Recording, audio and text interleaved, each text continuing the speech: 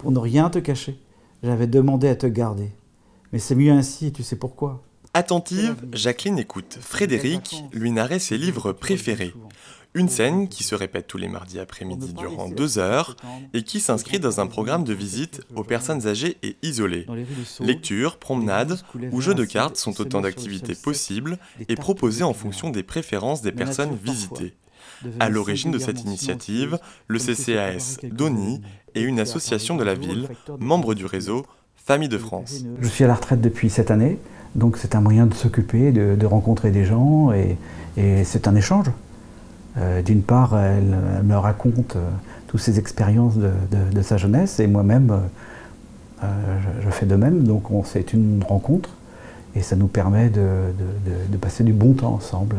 Si Jacqueline reçoit la visite de Frédéric, c'est que sa petite fille lui a suggéré l'idée. Une manière de rythmer son quotidien. La présence de quelqu'un qui est sympathique, qui en plus me fait plaisir, me rend service. Pour lire des choses que je ne peux plus lire. On parle d'autres choses en même temps.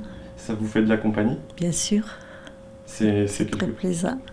Rompre l'isolement n'est pas le seul objectif de ces visites de courtoisie. Elles sont également un moyen de garder un œil sur ces personnes. Le bénévole a aussi des missions.